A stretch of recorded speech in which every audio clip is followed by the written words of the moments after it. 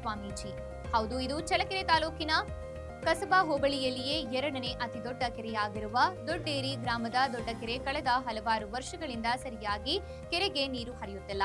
ದೊಡ್ಡೇರಿಗೆ ನೀರು ಹರಿಯುವ ಗೋಪನಹಳ್ಳಿ ಸಮೀಪ ರಾಷ್ಟ್ರೀಯ ಹೆದ್ದಾರಿಗೆ ಹೊಂದಿಕೊಂಡ ಗರಣಿ ಸೇತುವೆಯಿಂದ ದೊಡ್ಡೇರಿ ಕೆರೆಗೆ ನೀರು ಹರಿಯುವ ಫೀಡರ್ ಚಾನೆಲ್ ಕಿರಿದಾಗಿದ್ದು ಗಿಡಗಂಟೆಗಳು ಬೆಳೆದಿರುವುದರಿಂದ ಕೆರೆಗೆ ನೀರು ಹರಿಯದೇ ಇರುವುದನ್ನ ಮನಗಂಡ ದೊಡ್ಡೇರಿ ಕನ್ನೇಶ್ವರ ಆಶ್ರಮದ ಮಲ್ಲಪ್ಪ ಸ್ವಾಮೀಜಿಗಳು ಗರಣಿ ಸೇವೆಯಿಂದ ದೊಡ್ಡೇರಿ ಕೆರೆ ಕಾಲುವೆ ಸುಮಾರು 7 ಕಿಲೋಮೀಟರ್ ದೂರದ ಕಾಲುವೆಗೆ ಗುರುವಾರ ಕಾಲುವೆಯ ಎರಡು ಬದಿ ಗಿಡಗಳನ್ನ ದುರಸ್ತಿ ಹಾಗೂ ಹೂಳೆತ್ತುವ ಕಾಮಗಾರಿಗೆ ಚಾಲನೆ ನೀಡಿದ್ದಾರೆ.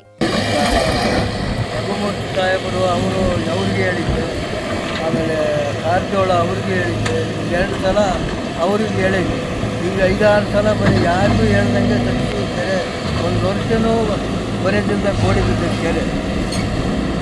ವಿವೇಕ ಹಾಕ್ಯಮಲ್ಲ, ಅವರು ಕಾಂಟ್ರಾಕ್ಟ್ ಯಾರಿಗಾರು ಕೊಟ್ಬಿಡ್ತಾರೆ. ಇವಾಗ ಕಾಂಟ್ರಾಕ್ಟ್ ಕೊಟ್ಟಿದ್ದಾರೆ, ಅವ್ರು ಮಾಡಲ್ಲ, ಸುಮ್ಮನೆ ಅದೇ ಹೋಗ್ತಾರಂತ ನಾವು ನಿಜಕ್ಕೆ ವಿಚಾರಿಸಿ ತೆಗೆಸ್ತಾ ಇದ್ದೀವಿ. ಈ ದೊಡ್ಡೇರಿ ಕೆರೆಗೆ ಹೋಗೋದ್ರಲ್ಲಿ ನೀವು ಕಾಲುವೆ ಕೆರೆಗೆ ಹೋಗೋದು ಎಷ್ಟು ಮೀಟ್ರ್? 7 ಕಿಲೋಮೀಟ್ರ್.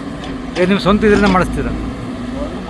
ಏನು ಇನ್ನೊಂದು ಏನಪ್ಪ, ಭಗವಂತ ಒಳ್ಳೇದಾದ್ರೆ ಸಾಕು ಜನಗಳಿಗೆ. ಅಲ್ಲ, ಪ್ರತಿ ವರ್ಷನೂ ಮಾಡಿಸ್ತೀರಾ ಇದ್ರ ಬಗ್ಗೆ? ಪ್ರತಿ ವರ್ಷನೂ ಮಾಡಿಸ್ತೀರಾ?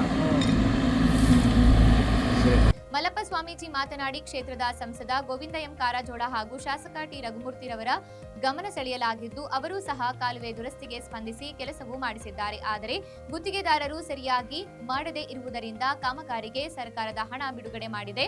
ಕಾಮಗಾರಿ ಸರಿಯಾಗಿ ಆಗುತ್ತಿಲ್ಲ. ಆದ್ದರಿಂದ ದೊಡ್ಡೇರಿ ಕೆರೆಗೆ ನೀರು ಹರಿಯದೆ ಬರಿದಾಗಿದೆ. ಆದ್ದರಿಂದ ಪ್ರತಿ ವರ್ಷ ನಾನು ವೈಯಕ್ತಿಕವಾಗಿ ಕಾಲುವೆ ದುರಸ್ತಿ ಮಾಡಿಸುತ್ತೇನೆ ಎಂದು ತಿಳಿಸಿದ್ದಾರೆ.